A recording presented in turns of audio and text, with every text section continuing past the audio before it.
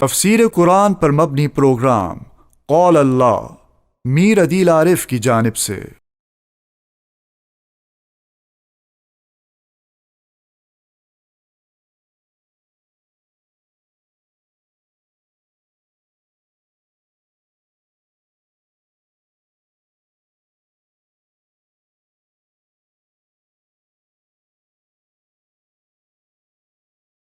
بسم اللہ الرحمن الرحیم۔ پروگرام قال اللہ میں آج ہم انشاءاللہ سورہ طور کا دوسرا رکوع ترجمے اور تفسیر کے ساتھ پڑھیں گے۔ اپنی سابقہ ترتیب کے مطابق پہلے سورہ طور کے دوسرے رکوع کا لفظی ترجمہ ہوگا اور اس کے بعد اس کی مختصر جیسی تفسیر کی جائے گی۔ اعوذ باللہ من الشیطان الرجیم، بسم اللہ الرحمن الرحیم۔ فذکر، پس آپ نصیحت کیجئے، فما انت بنعمت ربک، سو آپ نہیں ہو اپنے رب کے کرم کی وجہ سے بکاہن، نہ کوئی کاہن ہو، ولا مجنون، اور نہ کوئی دیوانے ہو۔ ام یقولون شاعر، کیا یہ مشرکین کہتے ہیں کہ پیغمبر ایک شاعر ہے، نتربص بہ، جس پر ہم انتظار کر رہے ہیں، ریب المنون، زمانے کے حوادثات کا یا موت کے حوادثات کا، دونوں ترجمے۔ قل، کہہ دیجئے، تربصوا، تم انتظار کرتے رہو، فإنی معکم من المتربصین، بے شک میں بھی تمہارے ساتھ انتظار کر رہا ہوں۔ ام تأمرہم احلامہم بہذا، کیا انہیں یعنی ان مشرکین کو حکم دیتی ہے ان کی عقلیں بہذا، اس قسم کی باتیں کرنے کی، ام ہم قوم طاغون، یا یہ لوگ سرکش لوگ ہیں۔ ام یقولون تقولہ، کیا یہ کہتے ہیں کہ محمد صلی اللہ علیہ وسلم نے اس قرآن کو گھڑ لیا ہے، بل لا یؤمنون، بلکہ یہ مشرکین ایمان نہیں لاتے۔ فلیأتوا بحدیث مثلہ، سو انہیں چاہیے کہ کوئی بات بنا کے لے آئے اس قرآن کی مثل، ان کانوا صادقین، اگر یہ سچے ہیں۔ ام خلقوا من غیر شیء، کیا یہ مشرکین پیدا کیے گئے ہیں بغیر کسی شے سے، ام ہم الخالقون، یا یہ خود پیدا کرنے والے ہیں، ام خلقوا السماوات والارض، یا انہوں نے پیدا کیا آسمانوں کو اور زمین کو، بل لا یوقنون، بلکہ یہ لوگ یقین نہیں رکھتے۔ ام عندہم خزائن ربک، کیا ان کے پاس تیرے رب کے خزانے ہیں، ام ہم المسیطرون، یا یہ ان خزانوں کے نگران اور محافظ ہیں۔ ام لہم سلم، کیا ان کے پاس کوئی سیڑھی ہے، یستمعون فیہ، جس میں چڑھ کر سنیں، فلیأتی مستمعہم، سو لے آئے ان کا سننے والا، بسلطان مبین، واضح دلیل کے ساتھ۔ ام لہ البنات، کیا اس کے لیے بیٹیاں ہیں، ولکم البنون، اور تمہارے لیے بیٹے ہیں۔ ام تسألہم اجرا، کیا آپ ان سے مزدوری مانگتے ہو، مال مانگتے ہو، فہم من مغرم، کہ وہ اس کی تاوان کی وجہ سے مثقلون، بوجھل ہو چکے ہیں۔ ام عندہم الغیب، کیا ان کے پاس غیب کا علم ہے، فہم یکتبون، سو وہ لکھ رہے ہیں۔ ام یریدون کیدا، کیا وہ لوگ ارادہ کرتے ہیں کسی مکر کا، فالذین کفروا، سو وہ لوگ جنہوں نے کفر کیا، ہم المکیدون، انہی کے ساتھ تدبیر کی جائے گی۔ ام لہم الہ غیر اللہ، کیا ان کے لیے کوئی معبود ہے اللہ کے ماں سوا، سبحان اللہ، اللہ پاک ہے، اما یشرکون، ان تمام چیزوں سے جن کو یہ شریک کرتے ہیں۔ وَإِن يَرَوْا كِسَفًا مِّنَ السَّمَاءِ، اگر یہ لوگ دیکھ لیں ٹکڑا آسمان سے، ساقطاً گرتا ہوا، یقولو، تو کہیں گے، سحاب مرکوم، یہ بادل ہے تے بتے، فذرہم، سو ان کو چھوڑ دیجئے، حتی یلاقوا، حتیٰ کہ مل جائے، یومہم الذی، اس دن کے ساتھ، فیہ یصعقون، جس دن انہیں پھچاڑ دیا جائے گا، بے ہوش کر دیا جائے گا۔ یوم لا یغنی عنہم کیدہم شیئا، اس دن کام نہ آئے گا ان کو ان کا مکر، ان کی تدبیر، کچھ بھی، ولا ہم ینصرون، اور نہ ان کی مدد کی جائے گی۔ وَإِنَّ لِلَّذِينَ ظَلَمُوا عَذَابًا، اور بے شک ظالموں کے لیے عذاب ہے، دون ذالک، اس عذاب کے علاوہ، جو آخرت کا عذاب ہے اس عذاب کے علاوہ، ولیکن اکثرہم لا یعلمون، لیکن ان میں سے اکثر نہیں جانتے ہیں۔ واصبر لحکم ربک،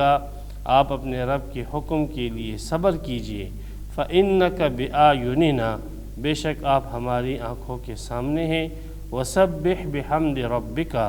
آپ اپنے رب کی حمد کے ساتھ تسبیح کریں۔ حین تقوم، جب آپ کھڑے ہوتے ہو۔ ومن اللیل فسبحہ، اور رات کے بعض حصے میں بھی آپ اس کی تسبیح کریں۔ وادبار النجوم، اور جب ستارے پیٹ پھیر کر چلے جائیں تب بھی آپ اس کی تسبیح کریں۔ یہاں پر سورہ طور کی دوسرا رکوع مکمل ہوا اور اس کی 49 آیتیں یہاں پر تام ہوئی۔ سورہ طور جیسے ہم نے پہلے رکوع کے ابتدا میں بتلایا تھا، مکی صورت ہے، اور مکی صورتوں کے اندر یہی 4 بنیادی مضامین ہوتے ہیں: توحید، رسالت، اثبات کتاب اور آخرت۔ چونکہ پہلے رکوع کے اندر قیامت کا ذکر تھا اور ضمن میں توحید کا ذکر بھی آیا، رسالت کا ذکر بھی آ گیا۔ اب اس دوسرے رکوع کے اندر اصالتاً ذکر ہے رسالت کا، اور اس کے ضمن میں پھر توحید اور آخرت اور اثبات کتاب، یہ تینوں مضامین آ جائیں گے۔ تو اس دوسرے رکوع کا بنیادی موضوع وہ اثبات رسالت ہے۔ فذکر، اس لیے ابتدا یہیں سے ہے کہ پیغمبر علیہ الصلاۃ والسلام آپ نصیحت کرتے رہیں،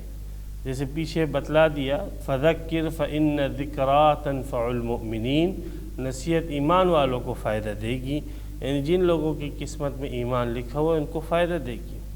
تو آپ نصیحت کرتے رہیں، اور یہ آپ کے متعلق جو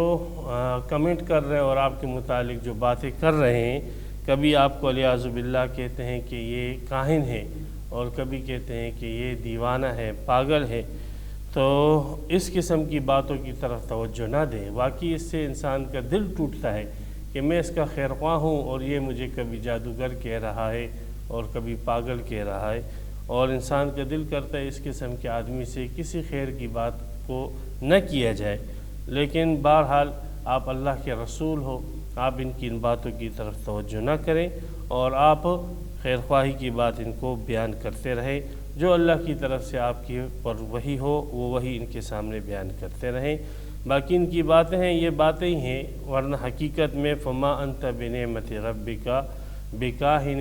اللہ کے فضل سے نہ آپ کاہن ہو۔ کاہن اس شخص کو کہا جاتا تھا جو عرب کے اندر ہوتا تھا، ایک شخص جو کہتا تھا میرے پاس جنات ہیں اور میں غیب کا علم جانتا ہوں، اور پھر وہ جنات کے ذریعے سے مستقبل کی باتوں کے دعوے کرتے، اور جنات آسمانوں پر جا کر فرشتوں کی باتیں سن کر ان کے پاس خبریں لے کر آتے۔ تو اس قسم کے لوگ جو پیغمبر علیہ السلام کے دور میں تھے، جو جنات کے ہونے کا دعویٰ کرتے اور اس سے پھر غیب کی باتوں کے جاننے کا دعویٰ کرتے، یہ کاہن کہلاتے تھے۔ نبی اکرم صلی اللہ علیہ وسلم کے اوپر یہ الزام بھی بعض مشرکین نے لگایا کہ یہ کاہن ہے اور اس کے پاس جنات آتے رہتے ہیں اور اس کو خبریں دیتے ہیں۔ خاص کر جب والضحیٰ والی صورت کا جو شان نزول ہے اس میں اس بات کا ذکر ہے کہ جب وحی کا سلسلہ کچھ عرصے کے لیے بند ہو گیا تو مشرکین نے یہی کہا کہ آپ کے پاس جو شیطان وحی لاتا تھا اور باتیں لاتا تھا وہ بھاگ گیا ہے آپ سے، جو جن آپ کے پاس آتا تھا وہ بھاگ چکا ہے۔ تو آپ بفضل تعالیٰ نہ کاہن ہو ولا مجنون، اور نہ آپ دیوانے ہو۔ یہ باتیں دیوانوں کی باتیں نہیں ہیں، یہ بے عقلوں کی باتیں نہیں ہیں۔ دیوانوں کی باتیں تو مخلوط باتیں ہوتی ہیں، ان کا نہ سر ہوتا ہے نہ پیر ہوتا ہے۔ الحمدللہ آپ کا جو کلام ہے، آپ کی جو باتیں ہیں، آپ کی جو دعوت ہے، وہ اہل دانش اس کو سنتے ہیں اور سمجھتے ہیں کہ واقعی یہ کسی دیوانے کی باتیں نہیں ہیں، بلکہ یہ ایک عام آدمی کی باتیں بھی نہیں ہیں، یہ اخص الخاص آدمی کی باتیں ہیں۔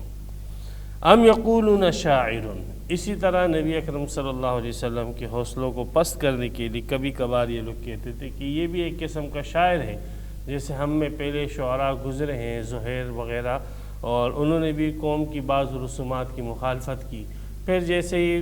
وہ شاعر مر گئے تو ان کی جو دعوت کا سلسلہ تھا اور ان کی جو ہمارے آباء و اجداد کے طریقے کے خلاف جو انہوں نے علم بلند کیے تھے وہ بھی ختم ہو گئے، ان کی وہ دعوت ان کی موت کے ساتھ ختم ہو گئی۔ تو یہ محمد صلی اللہ علیہ وسلم بھی انہی شاعروں میں سے والعیاذ باللہ ایک شاعر ہیں۔ بس انتظار کرو، آج یا کل جب اس کو موت آ جائے گی تو اس کی دعوت کا سلسلہ بھی ختم ہو جائے گا۔ ام یقولون شاعر، ام یہاں پر بل کے معنی میں ہے، اور بلکہ امام خلیل رحمۃ اللہ علیہ فرماتے ہیں کہ سورہ طور میں جہاں پر بھی ام کا لفظ آ جائے تو یہ استفہام کے معنی میں ہوگا اور میم یہاں پر زائد ہوگا، جیسے علامہ قرطبی نے ان سے نقل کیا ہے۔ تو ام یقولون شاعر کے معنی ہوگی ایقولون شاعر۔ تو اس استفہام کے اندر جو ام کے ساتھ کیا گیا ہے، در حقیقت حمزہ تھا، ام میم زائد لائے، اس میں ایک قسم کی ڈانٹ ہے اور زجر ہے کہ یہ کہتے ہیں پیغمبر علیہ السلام کے متعلق کہ ایک شاعر ہیں نتربص بہ، جس کے متعلق ہم انتظار کر رہے ہیں، ریب المنون۔ منون کے معنی موت کے بھی آتے ہیں اور منون کے معنی زمانے کے بھی آتے ہیں۔ تو ریب حضرت عبداللہ ابن عباس رضی اللہ تعالیٰ عنہ فرماتے ہیں کہ ریب کے معنی قرآن مجید جہاں پر بھی ریب کا لفظ آیا قرآن میں وہ تردد اور شک کے معنی میں آیا ہے، لیکن سورہ طور کے اندر جو ریب کا لفظ آیا ہے یہ حوادثات کے معنی میں آیا ہے۔ تو اس کا ترجمہ پھر یہ ہو جائے گا کہ موت کے حوادث یا زمانے کے حوادث۔ تو یہ لوگ یہ کہتے ہیں کہ محمد صلی اللہ علیہ وسلم ایک شاعر ہے جس پر ہم انتظار کر رہے ہیں، ریب المنون، موت کے حوادثات کا یا زمانے کے حوادثات کا، جیسے کہ در منصور میں سیوطی نے بھی ایک روایت نقل کی ہے۔ تو کافروں کی اس بات کو نقل کیا ہے انہوں نے کہ کافر کہتے تھے کہ جیسے پہلے شعراء فوت ہو چکے یہ بھی فوت ہو جائے گا، بس تھوڑا سا انتظار کر لو، اس کے فوت ہونے کے ساتھ ہی اس کی دعوت ختم ہو جائے گی۔ قل، آپ ان سے کہہ دیجئے تربصوا، ٹھیک ہے تم انتظار کرو پھر میری موت کا اور مجھ پر حوادثات کے آنے کا۔ فإنی معکم من المتربصین، بے شک میں بھی تمہارے ساتھ انتظار کر رہا ہوں، اور پتہ لگ جائے گا کہ کس کی دعوت جو ہے موت سے ختم ہو جاتی ہے اور کس کی دعوت موت کے بعد بھی جو ہے جاری رہتی ہے، اور پتہ لگ جائے گا کس پر زمانے کے حوادثات آتے ہیں اور اس کا نام و نشان مٹ جاتا ہے، اور کس پر زمانے کے حوادثات آنے کے باوجود اس کا نام جو ہے قیامت تک باقی رہتا ہے۔ تو اگر بات انتظار کی ہے تو ٹھیک ہے، آپ بھی انتظار کرو، ہم بھی انتظار کریں، زمانہ خود ہی فیصلہ کرے گا، فیوچر اور مستقبل خود ہی فیصلہ کرے گا کہ حق پر کون ہے اور باطل پر کون ہے۔ ام تأمرہم احلامہم بہذا، یہاں پر دوبارہ ام استفہام کے معنی میں اور ایک قسم کا زجر ہے ان لوگوں کو، مشرکین مکہ کو، کیا ان مشرکوں کو حکم دیتی ہیں ان کی عقلیں بہذا، اس قسم کی باتیں کرنے کی، کہ یہ جو قریش کے لوگ ہیں یہ عرب کے اندر بڑے دانا اور سمجھدار سمجھے جاتے تھے، تو کیا ان کی یہی عقل مندی ہے کہ یہ محمد صلی اللہ علیہ وسلم جیسے شخص کو اور اس جیسے آدمی کو جو ان کے درمیان بچپن سے بڑی عمر تک ان کے درمیان ہی رہا ہے، اس کے متعلق یہ کمنٹ کرے، کبھی کہتے ہیں شاعر ہے، کبھی کہتے ہیں کاہن ہے، کبھی کہتے ہیں مجنون ہے والعیاذ باللہ، اور کبھی کہتے ہیں جادوگر ہے۔ تو اس قسم کی جو بکواسات یہ لوگ کرتے ہیں، یہ کسی ذی عقل اور کسی ذی شعور اور کسی سمجھدار آدمی کی باتیں ہو سکتی ہے؟ تو کیا تمہاری عقل اتنی گر چکی ہے اور اتنی پست ہو چکی ہے کہ تم اس قسم کی باتیں کرنے پر اتر آئے؟ ام ہم قوم طاغون، ہم یہاں پر بل کے معنی میں، بلکہ یہ لوگ سرکش لوگ ہیں،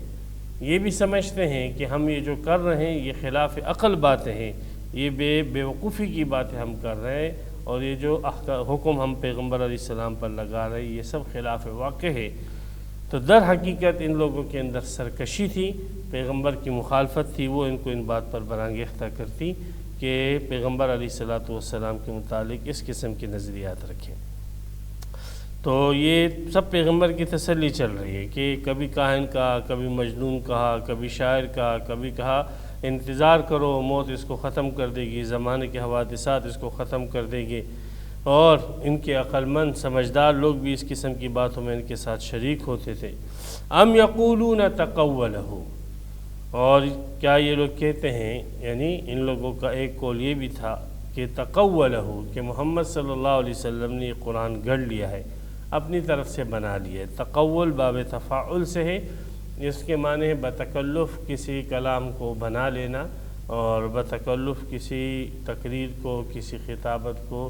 تکلیف برداشت کر کے، مشقت برداشت کر کے جو ہے ایک کلام اور ایک خطابت اور ایک بیان جو ہے اب بنا لیتے ہو، اس کو تقول کہتے ہیں۔ عام طور پر اس کا استعمال جو ہے وہ جھوٹ کے اندر زیادہ ہوتا ہے، جو جھوٹ بنایا جائے کسی کے اوپر تو اس کے اوپر تقول کا اطلاق زیادہ ہوتا ہے، تو اس لیے اس کا ترجمہ یہ کیا جاتا ہے کہ کیا یہ لوگ یہ کہتے ہیں کہ محمد صلی اللہ علیہ وسلم نے اللہ پر جھوٹ گڑھ لیا تھا؟ بل لا یؤمنون، بلکہ حقیقت یہی ہے کہ یہ لوگ ایمان نہیں لاتے۔ ان لوگوں کو ایمان نہیں لانا ہے، تو ایمان نہ لانے کی وجہ سے یہ لوگ اس قسم کی باتیں کر رہے ہیں کہ محمد صلی اللہ علیہ وسلم نے اس کو گڑھ لیا۔ اگر واقعی محمد صلی اللہ علیہ وسلم اس کو گڑھ سکتے ہیں، بنا سکتے ہیں، تو تم بھی تو شاعر لوگ ہو اور ادیب لوگ ہو اور خطیب لوگ ہو۔ محمد صلی اللہ علیہ وسلم تو نہ ادیب ہے، نہ خطیب ہے، نہ شاعر ہے، نہ اس نے کسی درسگاہ سے علم حاصل کیا علم ادب کا۔ تم لوگوں نے تو یہ سارے مراحل سے گزرے ہو اور انتہائی فصیح اور بلیغ لوگ ہو، اور ایک ایک مجلس کے اندر تم سینکڑوں اشعار برجستہ اور فی الفور بنا لیتے ہو، تو تمہارے لیے کیا مشقت ہے؟ فَلْيَأْتُوا بِحَدِيثٍ مِثْلِهِ، جھگڑا ختم کرو، اس جیسی ایک بات بنا کے لے آؤ، اس جیسا ایک کلام بنا کے لے آؤ، ان کانوا صادقین، اگر یہ لوگ سچے ہیں اس بات میں کہ یہ محمد صلی اللہ علیہ وسلم کا بنایا وہ کلام ہے، تو پھر میدان کھلا ہوا ہے، تم بھی آ جاؤ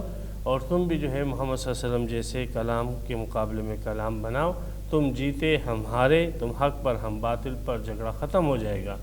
لیکن نہ تم بنا سکے، نہ تمہارے باپ دادے بنا سکے، نہ تمہارے ساتھ جو شیاطین اور جنات ہیں اور تمہارے جو جھوٹے معبودین ہیں وہ سب کے سب مل کر بھی اس جیسا کلام نہیں بنا سکے، اور پھر اس کے باوجود تم یہ کہتے ہو کہ یہ محمد صلی اللہ علیہ وسلم کا بنایا وہ کلام ہے۔ اس جیسا کلام کوئی نہیں بنا سکتا ہے، یہ اللہ کا کلام ہے، اور اللہ کے کلام جو ہے وہ اللہ کی صفت ہے، اور مخلوق کو اس کے اوپر کسی قسم کی قدرت نہیں ہوتی۔ ام خلقوا من غیر شیء، کیا یہ پیدا کیے گئے ہیں بغیر کسی چیز سے؟ یعنی یہ لوگ پیدا کیے گئے ہیں بغیر کسی ماں باپ کے، ان کے ماں باپ نہیں تھے، یا بغیر نطفے کے، یعنی ان کو تو اللہ تعالیٰ نے نطفے سے پیدا کیا ہے۔ تو اب یہ لوگ نہیں دیکھتے اس بات کو کہ یہ لوگ تو اللہ تعالیٰ نے ان کو پیدا کیا ہے ماں باپ سے، ان کو پیدا کیا ہے نطفے سے،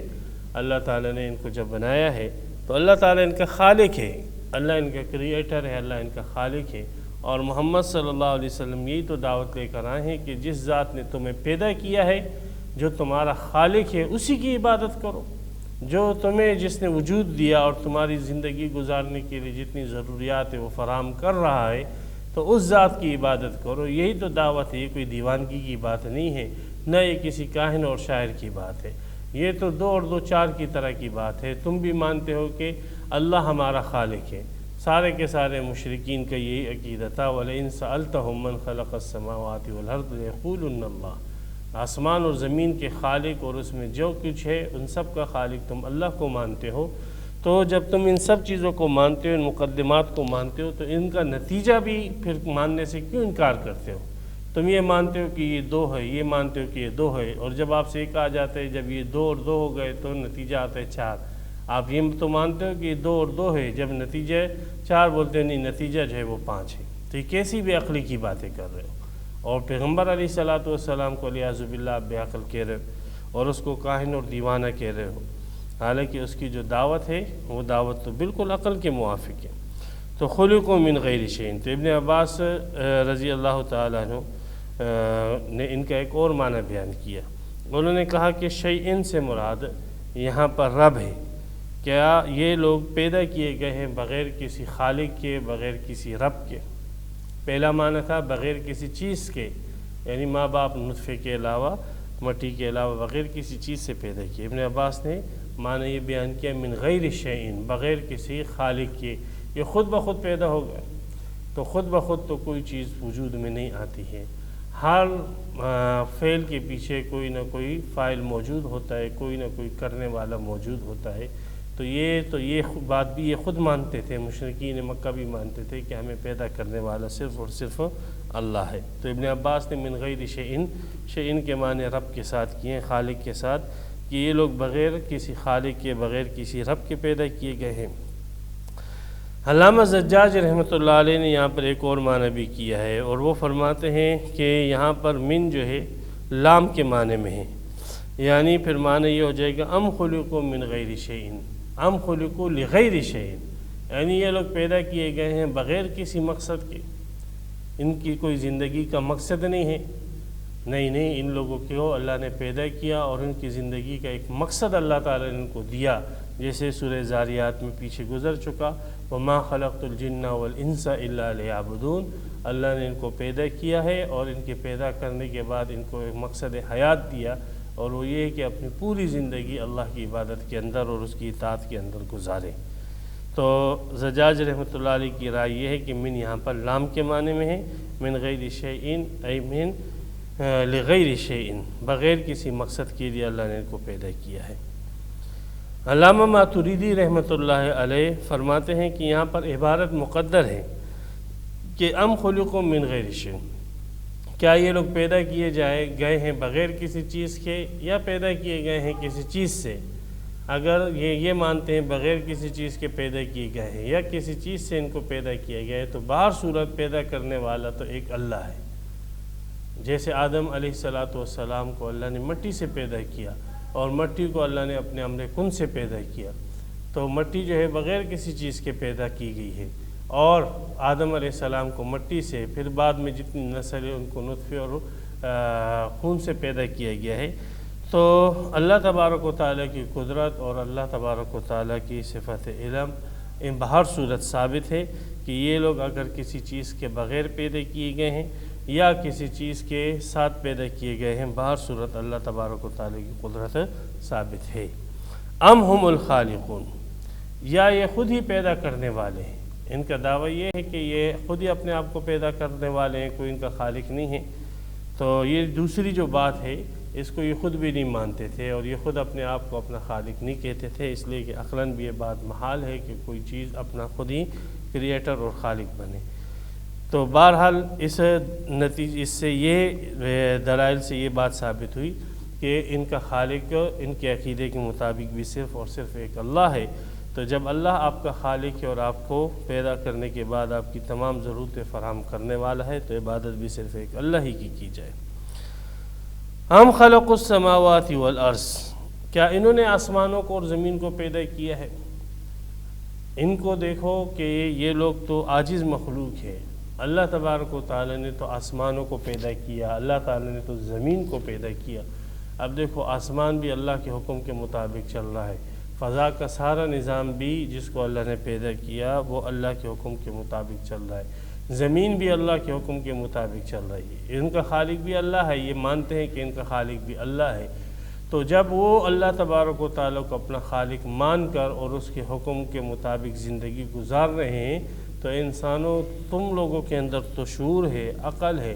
تو پھر تم جو ہے کیوں ان آسمانوں سے اور زمین سے پیچھے رہ گئے ہو کہ تم کو اللہ نے پیدا کیا ہے اور پھر تم پیدا اللہ نے کیا ہے اور اطاعت تم اللہ کو چھوڑ کر کسی غیر اللہ کی کرتے ہو اور اتنی پستی کے اندر گر جاتے ہو کہ پتھروں کے سامنے اور لکڑیوں کے سامنے اپنے سر کو ٹیکتے ہو۔ انسانیت کی انتہائی تذلیل اور انتہائی پستی کے اندر تم انسانوں کو گراتے ہو۔ بل لا یوقنون، بلکہ حقیقت یہ ہے کہ یہ لوگ یقین نہیں کرتے ہیں۔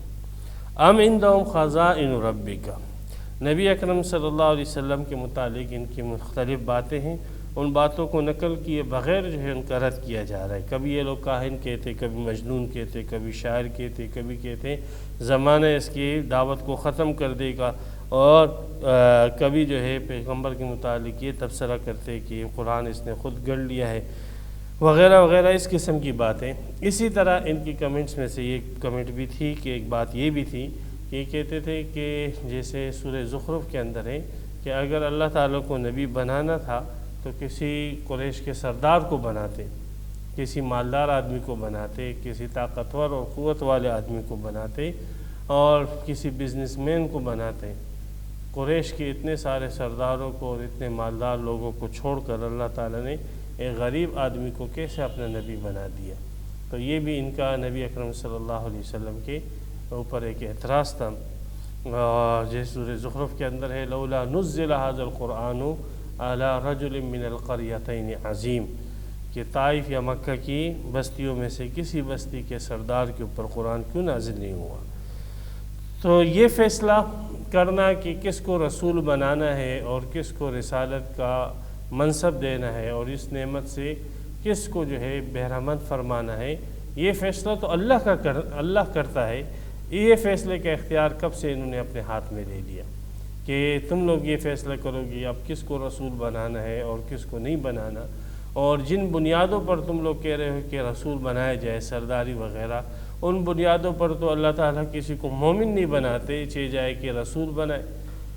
دیکھتے نہیں ہو کہ فرعون ہے، اس کے پاس یہ سب چیزیں ہیں، سرداری بھی ہے، مال بھی ہے، فوج بھی ہے، سب ہے۔ نمرود کے پاس ان سب چیزیں ہیں، لیکن اللہ تعالیٰ نے ان کو ایمان کی نعمت سے جو ہے محروم رکھا۔ تو یہ سب چیزیں ہیں، یہ تو جو چیز تم کہہ رہے ہو کہ نبوت کے لیے یہ مناسب ہے، وہ تو بنیادی طور پر ہی، وہ تو ایمان کا بھی تقاضا نہیں کرتا ہے، چاہے جائے کہ نبوت کا تقاضا کرتا ہے۔ تو ام عندہم خزائن ربک، کیا ان کے پاس تیرے رب کے خزانے ہیں؟ یعنی خزانوں سے مراد یہاں پر امام مجاہد رحمۃ اللہ علیہ فرماتے ہیں کہ نبوت ہے۔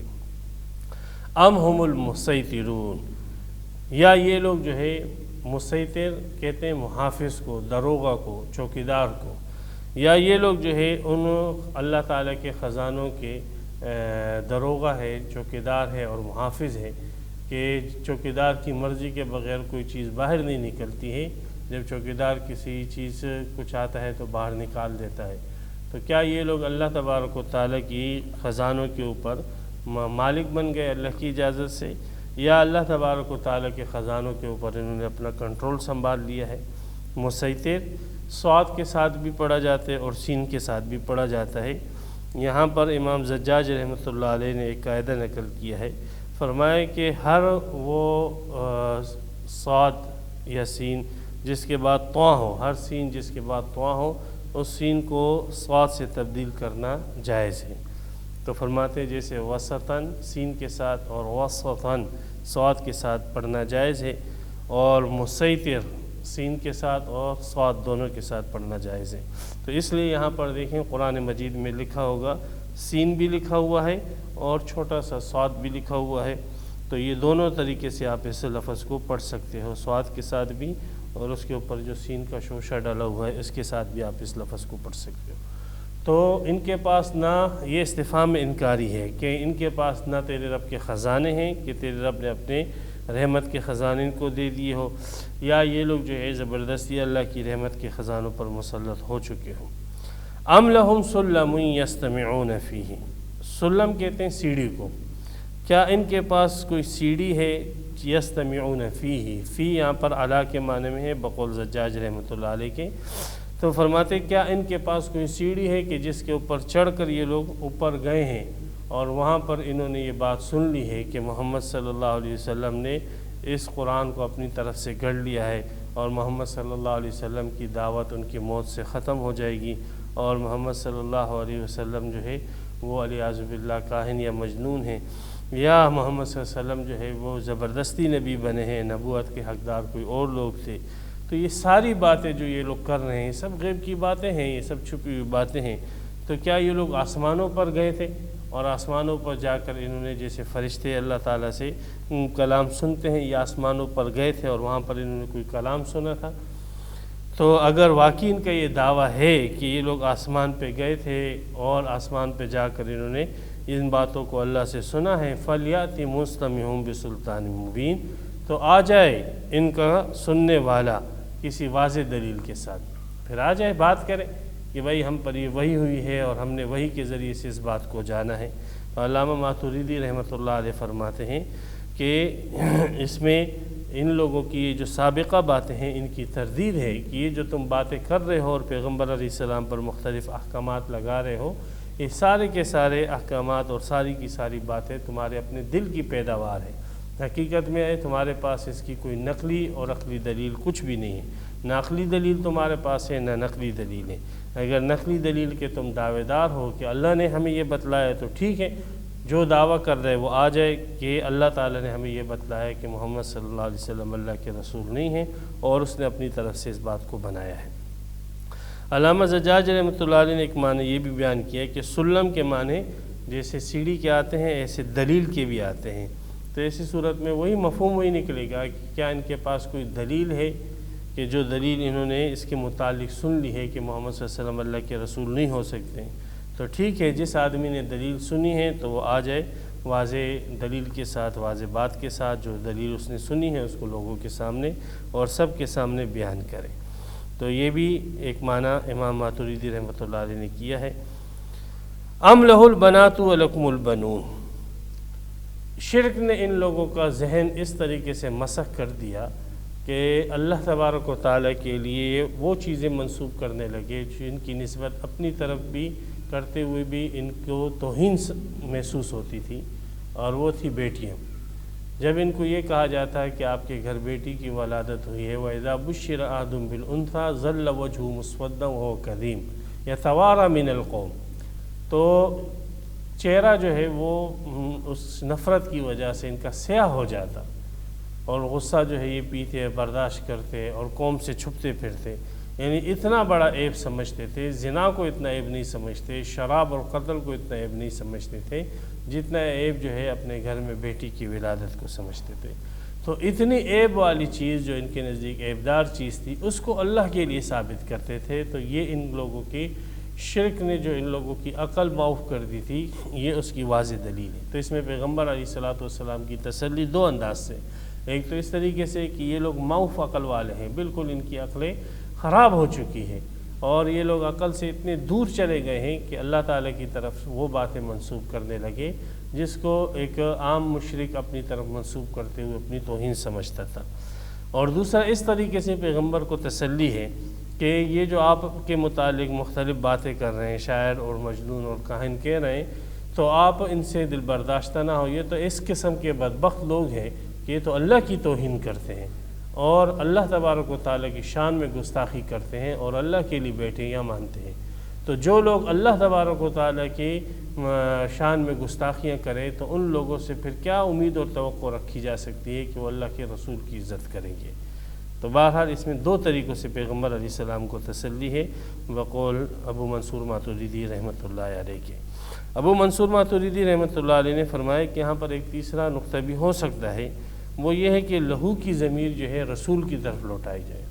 اور یوں ہو جائے گا کہ مشرکین کا یہ جو ریب المنون ہے یہ اس کا تکملہ ہو جائے گا، اور مطلب یہ ہو جائے گا کہ اس رسول کی نسل چلنے والی نہیں ہے اور یہ ابتر ہے، بس اس کی اولاد نہیں ہوگی، یہ تو سلسلہ ختم ہو جائے گا، موت کے بعد اس کا نسل نہیں ہے، تو اس لیے اس کی دعوت بھی ختم ہو جائے گی۔ اس لیے اس کی بیٹیاں ہی ہیں، ام لہ البنات، اس کی بیٹیاں ہیں اور ہمارے بیٹے ہیں، تو ہماری بات، ہماری نسل آگے چلے گی اور ہمارا مذہب اور نظریہ آگے چلے گا، بخلاف محمد صلی اللہ علیہ وسلم کے کہ اس کا نظریہ اور اس کی دعوت ختم ہو جائے گی، اس لیے کہ اس کے بیٹے نہیں ہیں بلکہ اس کی بیٹیاں ہیں۔ تو یہ ایک مفہوم ابو منصور ماتریدی رحمۃ اللہ علیہ نے اپنی تفسیر میں یہ بھی بیان کیا ہے۔ ام تسألہم اجرا، نبی اکرم صلی اللہ علیہ وسلم کو خطاب کیا جا رہا ہے اور سنایا جا رہا ہے مشرکین کو کہ اے پیغمبر علیہ السلام، کیا آپ نے ان سے کوئی مال مانگا ہے، کوئی اجرت مانگی ہے، کوئی مزدوری مانگی ہے، کوئی فیس مانگی ہے؟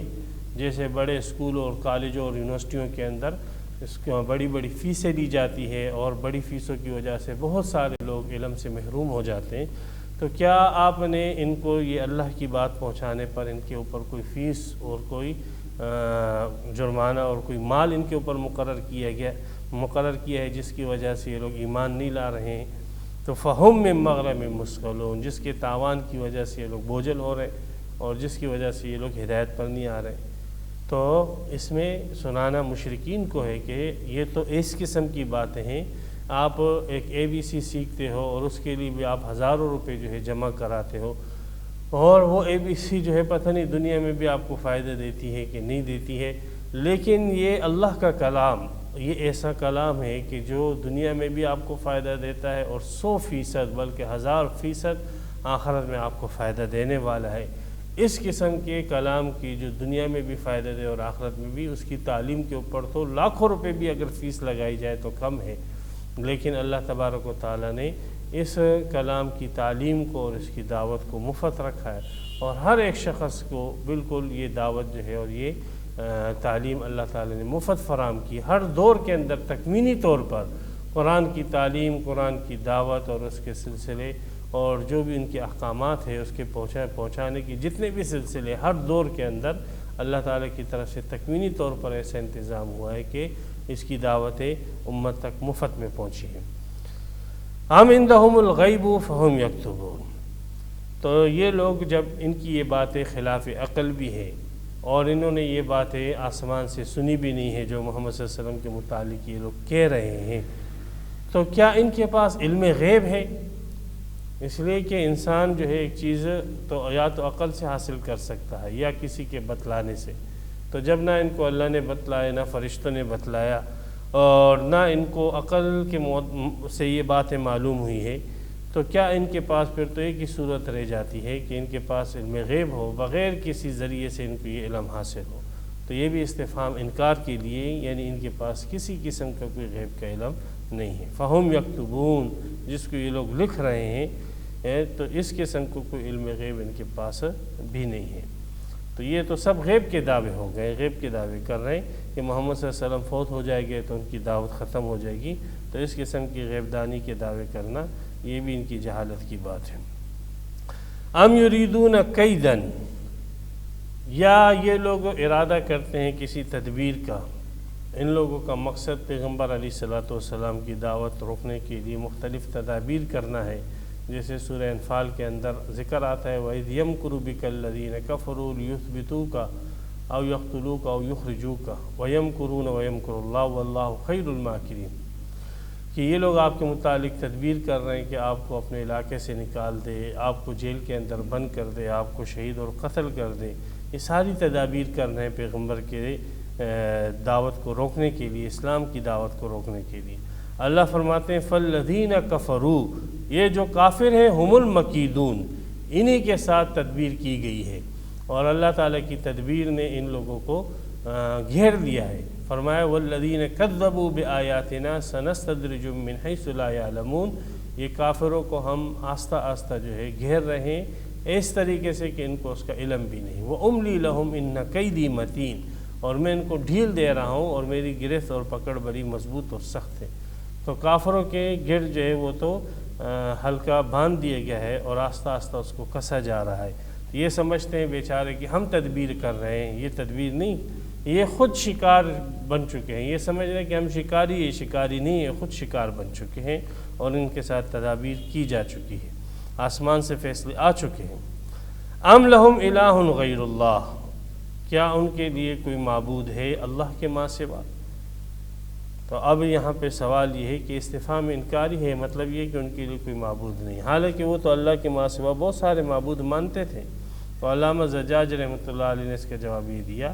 کہ مطلب یہ ہے کہ کیا ان کے پاس کوئی ایسا معبود ہے جو انہوں نے اس کو پیدا کیا ہو اور جو ان کی تمام ضرورتیں فراہم کر رہا ہو، ان کو رزق دے رہا ہو اور ان کو ان کی چھوٹی اور بڑی حاجتیں پوری کر رہا ہو، کیا کوئی ایسا معبود ہے؟ تو اس کا جواب وہ خود دیتے تھے کہ واقعی اس قسم کے کوئی معبود ان کے نہیں ہے۔ اور ایک معنی علامہ ماتریدی رحمۃ اللہ علیہ نے بیان کیا ام لہم الہ غیر اللہ، کہ اللہ کے علاوہ کوئی اور معبود ہے کہ جس معبود نے ان کو یہ حکم دیا ہے کہ تم محمد صلی اللہ علیہ وسلم کے متعلق اس قسم کی باتیں کرو کہ وہ جادوگر ہے، کاہن ہے، شاعر ہے وغیرہ، یا مرنے سے اس کی دعوت کا سلسلہ ختم ہو جائے گا، یا قرآن اس نے گھڑ لیا وغیرہ۔ تو اللہ کے ماں سوا کوئی دوسرا معبود ہے کہ جس نے ان کو اس قسم کی باتیں بتائی ہے اور اس قسم کی تعلیمات دی ہیں، تو اس معبود کو پیش کرے۔ سبحان اللہ، اللہ پاک ہے، اللہ کے ساتھ اللہ کے علاوہ کوئی بھی معبود نہیں ہے۔ اما یشرکون، ان تمام معبودین سے جس کو یہ اللہ کے ساتھ شریک کرتے ہیں۔ وَإِن يَرَوْا كِسَفًا، یہاں پہ تسلی نبی اکرم صلی اللہ علیہ وسلم کو سورہ اسراء کے اندر آئے گا کہ انہوں نے نبی اکرم صلی اللہ علیہ وسلم سے مطالبہ کیا کہ آپ اگر ہمارے مطلوبہ معجزات دکھا دیں تو ہم آپ کے اوپر ایمان لے کر آ جائیں گے۔ نبی اکرم صلی اللہ علیہ وسلم اور صحابہ ان کی چونکہ یہ خواہش ہوتی تھی کہ یہ لوگ کسی نہ کسی طریقے سے ایمان لے کر آ جائیں، تو اس لیے وہ بھی اللہ تعالیٰ سے یہ چاہتے تھے کہ کسی طرح پیغمبر علیہ الصلوۃ والسلام کے ہاتھوں پر وہ معجزات ظاہر کیے جائے جو معجزات یہ لوگ مانگ رہے ہیں۔ تو اللہ تبارک و تعالیٰ نے قرآن مجید میں جگہ جگہ اس بات کو واضح کیا کہ جو معجزات یہ لوگ مانگ رہے ہیں، اگر وہ معجزات ان پر ظاہر بھی کر دیے جائے پیغمبر علیہ السلام کے ہاتھ پر، تب بھی یہ لوگ ایمان نہیں لائیں گے۔ جیسے یہ سورہ اسراء کے اندر ہے کہ ان کے معجزات میں یہ تھا، مطالبوں میں کہتے تھے لن نؤمن لک حتی تفجر لنا من الارض ينبوعا او تکون لک جنت من نخیل وعنب فتفجر الانہار خلالها تفجیرا او تسقط السماء كما زعمت علینا کسفا او تأتی باللہ والملائکۃ قبیلا۔ یہ بتلانا مقصود ہے یہیں پر کہ یہ لوگ کہتے تھے کہ آسمان کا کوئی ٹکڑا جو ہے وہ ہم پر آپ گرا دیں، اوپر سے نیچے اتر آئے، ہم دیکھ لیں کہ آسمان کا ایک ٹکڑا اوپر سے نیچے آ رہا ہے، گر رہا ہے، تو ہم سمجھ جائیں گے کہ آپ اللہ کے رسول ہو۔ تو اللہ تبارک و تعالیٰ نے یہاں پر نبی اکرم صلی اللہ علیہ وسلم کو تسلی دی ہے کہ یہ لوگ ایمان نہیں لائیں گے۔ جیسے 8ویں سپارے کی بالکل پہلی آیت میں اللہ نے فرمایا وَلَوْ أَنَّنَا نَزَّلْنَا إِلَيْهِمُ الْمَلَائِكَةَ وَكَلَّمَهُمُ الْمَوْتَى وَحَشَرْنَا عَلَيْهِمْ كُلَّ شَيْءٍ قُبُلًا مَا كَانُوا لِيُؤْمِنُوا۔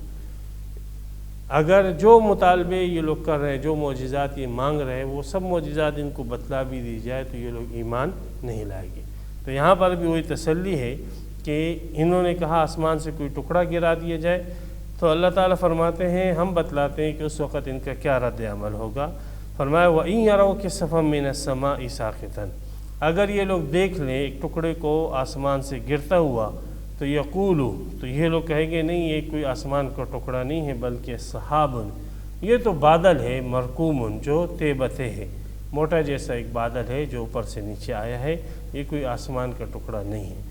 تو یہ لوگ جب کھلے مشاہدے کی چیز کو اور آنکھوں سے دیکھی ہوئی چیز کو اس طرح جھٹلائے تو اس قسم کے عناد پرست لوگوں کو آپ پھر کس دلیل سے جو ہے مطمئن کر سکتے ہو؟ اس لیے فذر ہو، آپ ان کو دفع کریں، چھوڑ دیں ان کو، ان کی ایمان لانے کی فکر نہ کریں کہ یہ لوگ ایمان لائے گی، بس کہ آپ دعوت دیتے رہیں، ایمان لانا نہ لانا وہ آپ کا کام نہیں ہے، وہ اللہ تبارک و تعالیٰ جانے اور یہ جانے۔ حتیٰ یلاقوا یومہم الذی، حتیٰ کہ یہ مل جائے اس دن سے، یعنی قیامت کے دن، فیہ یسحقون، جس دن ان کو پھچاڑا جائے گا، بے ہوش کر دیا جائے گا، اور یہ ہوگا جس دن سور پھونکا جائے گا، جیسے سورہ 26ویں سپارے کے بالکل 26ویں سپارے کے اندر ہے فمن ازلم کے اندر کہ وَنُفِخَ فِي الصُّورِ فَصَعِقَ مَنْ فِي السَّمَاوَاتِ وَمَنْ فِي الْأَرْضِ إِلَّا مَنْ شَاءَ اللَّهُ، جس دن سور پھونکا جائے گا تو جو بھی آسمان اور زمین کے اندر مخلوق ہوگی وہ سب کی سب بے ہوش ہو جائے گی۔ تو اسی کا حوالے یہاں پر دیا گیا ہے کہ سور کے دن تک ان کو چھوڑ دیجئے، بس اس کے بعد پھر ان کا عذاب کا سلسلہ شروع ہو جائے گا۔ یوم لا یغنی، وہ ایسا دن ہوگا کہ کام نہ آئے گا عنہم، ان کو، کیدہم شیئا، ان کی تمام تدابیر، جتنے ان لوگوں نے ایجنسیاں بنائی تھی اور جتنے ان لوگوں نے تنظیمیں بنائی تھی اسلام سے لوگوں کو دور کرنے کے لیے، اور جتنے انہوں نے ادارے بنائے تھے اور جتنے انہوں نے مال دولت خرچ کر کے تدبیریں کی تھی، وہ ساری کی ساری تدبیروں میں سے کوئی تدبیر ان کی کچھ کام نہیں آنے والی ہے۔ وَلَا هُمْ يُنصَرُونَ، نہ ان کی مدد کی جائے گی۔ وَإِنَّ لِلَّذِينَ ظَلَمُوا عَذَابًا، بے شک ظالموں کے لیے آخرت کا عذاب تو ہے ہی ہے، یہ تو پکی ٹھکی بات ہے، اور یہ آخرت کا عذاب ان کے اوپر شروع ہوگا وہ سور کے پھونکنے کے بعد، لیکن ان ظالموں کے لیے اس سے پہلے بھی عذابًا دون ذالک، اس سے پہلے بھی عذاب ہے۔ وہ اس سے پہلے کون سا عذاب ہے؟ تو حضرت علی رضی اللہ تعالیٰ عنہ، حضرت براء بن عازب رضی اللہ تعالیٰ عنہ فرماتے ہیں کہ اس سے پہلے یعنی قبر کا عذاب ہے، قبر کے اندر بھی یہ مبتلا ہوگی، اور یہ قول حضرت عبداللہ ابن عباس رضی اللہ تعالیٰ عنہ سے اور دیگر تابعین سے ہے کہ وہ فرماتے ہیں عذاب دون ذالک سے مراد جو ہے عذاب قبر ہے، کہ قبر کے اندر بھی ان کو عذاب دیا جائے گا۔ وَلَكِنَّ أَكْثَرَهُمْ لَا يَعْلَمُونَ، لیکن ان میں سے اکثر لوگ جانتے نہیں ہیں۔ تو جب باتیں یہاں تک ہو گئی کہ ان کی یہ تمام باتیں خلاف عقل ہے، خلاف نقل ہے، اور یہ لوگ اس قسم کے عناد پرست لوگ ہیں، ماننے والے نہیں ہیں، اور آپ کو تکلیفیں اور پریشان کر رہے ہیں، تو لہذا وصبر، آپ صبر کریں، آپ ان کی ان دی ہوئی تکلیفوں پر صبر کریں۔ صبر تقاضا کرتا ہے اس بات کا کہ نبی اکرم صلی اللہ علیہ وسلم انتہائی تکلیف اور مشقت کے اندر تھے، اس لیے کہ تکلیف اور مشقت میں جو شخص ہو اسی کو صبر کی تلقین کی جاتی ہے۔ تو قرآن مجید میں جگہ جگہ پیغمبر علیہ السلام کو صبر کی تلقین کا حکم دیا گیا ہے کہ آپ صبر کریں۔ وَاصْبِرْ لِحُکْمِ رَبِّکَ، آپ صبر کریں اپنے رب کے حکم کے لیے، کہ آپ کے رب کا حکم آ جائے، آپ کے رب کا فیصلہ آ جائے، تو جب تک آپ کے رب کا فیصلہ نہ آئے آپ صبر کرتے رہیں۔ فَإِنَّكَ بِأَعْيُنِنَا، بے شک آپ ہماری آنکھوں کے سامنے ہو، یعنی ہماری حفاظت میں ہو، کہ کافر آپ کو کچھ نقصان نہیں کر سکتے۔ وَسَبِّحْ بِحَمْدِ رَبِّكَ، اور اپنے رب کی حمد کی تسبیح کریں،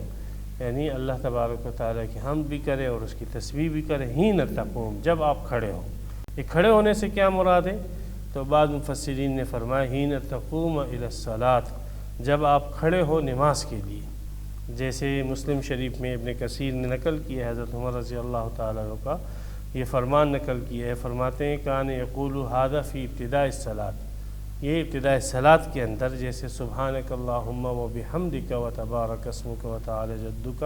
و لا الہ غیرک، یہ پڑھا جاتا ہے۔ تو اس آیت کا تقاضا یہ ہے کہ جب نماز کے لیے کھڑے ہو تو یہ سبحانک اللہم پڑھیں۔ نبی اکرم صلی اللہ علیہ وسلم سے حضرت ابو سعید خدری، حضرت عائشہ وغیرہ صحابہ کرام کی حدیث ہے کہ آپ علیہ السلام نماز کے شروع میں سبحانک اللہم پڑھتے تھے۔ تو حین تقوم کا ایک معنی یہ ہے حین تقوم الی الصلاۃ۔ دوسرا معنی حین تقوم من النوم، جب آپ کھڑے ہو نیند سے، جب آپ کی آنکھ کھلے، نیند سے آپ اٹھے، بیدار ہو، تو اس موقع پر ایک تو مشہور دعا ہے الحمدللہ الذی احیانا بعد ما اماتنا والیہ النشور۔ دوسرا جو ہے دعا یہ بھی ہے کہ یہ لا الہ الا اللہ وحدہ لا شریک لہ لہ الملک و لہ الحمد وہو علی کل شیء قدیر، سبحان اللہ والحمدللہ ولا الہ الا اللہ واللہ اکبر ولا حول ولا قوۃ الا باللہ۔ نبی اکرم صلی اللہ علیہ وسلم فرمایا، بخاری شریف کی حدیث ہے کہ جو شخص رات کو اٹھ گیا، ڈر کی وجہ سے اٹھ گیا، آنکھ کھل گئی اس کی اور اس نے یہ کلمات پڑھے، اور پھر اس موقع پر جو بھی دعا مانگتا ہے وہ اللہ تعالیٰ اس کی دعا کو قبول فرماتے ہیں، اور اس وقت اگر وہ نماز پڑھتا ہے تو نماز بھی اللہ تعالیٰ قبول فرماتے ہیں، اور اس وقت اگر وہ اپنے گناہ کی معافی مانگتا ہے تو اللہ تعالیٰ اس کو معاف فرما دیتے ہیں۔ تو حین تقوم کی دوسرے معنی ہیں حین تقوم من النوم، جب آپ نیند سے اٹھو تو اللہ کا تسبیح اور اس کی حمد بیان کرو۔ تیسرا معنی حین تقوم من المجلس، جب آپ مجلس سے اٹھو تو پھر اللہ تعالیٰ کی تسبیح اور تحمید کرو، اور اس کے متعلق بھی مختلف حدیثیں آئی ہے، حضرت عائشہ رضی اللہ تعالیٰ عنہ کی، ابو ہریرہ رضی اللہ تعالیٰ عنہ کی، ابن عمر وغیرہ کی، کہ نبی اکرم صلی اللہ علیہ وسلم جب مجلس ختم ہوتی تو آپ علیہ السلام پڑھتے تھے سبحانک اللہم و بحمدک اشہد ان لا الہ الا انت استغفرک و اتوب الیک۔ نبی اکرم صلی اللہ علیہ وسلم فرمایا جس مجلس کے آخر میں دعا پڑھی جائے تو اس مجلس کے اندر اگر کوئی کمی کوتاہی ہوئی ہوتی ہے، کوئی غلط باتیں ہوئی ہوتی ہے، تو ان کلمات کی برکت سے وہ تمام غلط باتوں کو اللہ تبارک و تعالیٰ معاف فرما دیتے ہیں، اور اگر کوئی اچھی بات ہوتی ہے تو اس مجلس کے اندر تو اس کو سر بمہر کر دیا جاتا ہے، یعنی محفوظ کر دیا جاتا ہے۔ پھر وہ اس طریقے سے محفوظ ہو جائے گی کہ انسان کے پھر بعض ایسے اعمال ہوتے ہیں جس کی وجہ سے اس کا وہ عمل برباد ہو جاتا ہے، تو ان کلمات کی برکت سے اس کا وہ نیک عمل جو ہے محفوظ ہو جاتا ہے، اور اللہ تبارک و تعالیٰ پھر اس کو ضائع ہونے سے بچا دیتے ہیں۔ تو بہرحال حین تقوم کے تینوں معنی بیان کیے ہیں مفسرین نے، حین تقوم الی الصلاۃ، حین تقوم من النوم، اور حین تقوم من المجلس، تینوں معنی یہاں پر صحیح ہیں۔ وَمِنَ اللَّيْلِ فَسَبِّحْهُ، رات کے بعض حصے میں آپ اللہ کی تسبیح کریں۔ فرماتے ہیں یہاں پہ تسبیح سے مراد نماز پڑھنا ہے، کہ رات کے بعض حصے میں آپ اللہ کی، مراد اس سے مغرب کی نماز بھی ہے اس لیے کہ وہ بھی رات میں ہے، عشاء کی نماز ہے وہ بھی رات کے اندر ہے، اور تہجد کی نماز ہے وہ بھی رات کے اندر ہے۔ تو رات کے بعض حصے کے اندر بھی اللہ کی تسبیح کریں، یعنی اللہ کی نماز، اللہ کی نماز پڑھیں۔ وَإِدْبَارَ النُّجُومِ، اور ستاروں کے پیٹ پھیر کر جانے کے بعد بھی آپ اللہ کی تسبیح کریں، یعنی اللہ کے لیے نماز پڑھیں۔ عبداللہ ابن عباس رضی اللہ تعالیٰ عنہما فرماتے ہیں، بلکہ انہوں نے پیغمبر علیہ الصلاۃ والسلام کی طرف منسوب کیا ہے کہ اس سے مراد فجر کی 2 رکعتیں ہیں، فجر کی، جیسے فجر کی 2 رکعتیں جو 2 سنت ہیں وہ اس سے مراد ہے، کہ جب ستارے چلے جاتے ہیں تو فجر کی 2 سنتیں مراد لی جائیں۔ بلکہ امام زجاج رحمۃ اللہ علیہ نے تو اس کے اوپر اجماع نقل کیا ہے کہ یہاں پر ادبار النجوم سے مراد جو ہے فجر کی 2 سنتیں ہیں، اور نبی اکرم صلی اللہ علیہ وسلم ان 2 سنتوں کا خوب اہتمام کرتے تھے، نہ کبھی حضر میں ان کو چھوڑا، نہ کبھی سفر کے اندر ان کو چھوڑا، اور آپ علیہ السلام نے امت کو بھی یہ تاکید کی ہے کہ اگر تمہیں گھوڑے جو ہے وہ اپنے پاؤں سے کچل بھی رہے ہو تب بھی آپ نے ان 2 سنتوں کو نہیں چھوڑنا، ان کا اہتمام کرنا ہے۔ تو ان 2 سنتوں کی یہاں پر ادبار النجوم، اس کی تاکید یہاں پر اللہ تعالیٰ نے سورہ طور کے اندر بیان فرمائی۔ اسی طرح ادبار السجود کا لفظ آتا ہے سورہ قوف کے اندر، اور ادبار السجود سے مراد عبداللہ ابن عباس وغیرہ فرماتے ہیں، اور اس پر اجماع امام زجاج نے نقل کیا کہ مغرب کے بعد کی 2 سنتیں مراد ہیں۔ تو بہرحال فجر کی 2 سنتیں ہو یا مغرب کے بعد کی 2 سنتیں ہو، قرآن مجید میں ان کی طرف اشارہ ہے اور انتہائی تاکید آئی ہے۔ تمام عبادات کا اہتمام کرنا چاہیے، اور خاص کر ان عبادات کا جس کا ذکر اللہ تعالیٰ نے قرآن میں کیا ہو۔ یہاں پہ سورہ طور مکمل ہو گئی۔ اللہ تعالیٰ ہمیں اس میں بیان کردہ جتنے مضامین ہیں اور جتنے علوم ہیں، اللہ تعالیٰ ہمیں اس سے دنیا اور آخرت میں مستفید فرمائے۔ وآخر دعوانا الحمدللہ۔ تفسیر قرآن پر مبنی پروگرام قول اللہ میر عدیل عارف کی جانب سے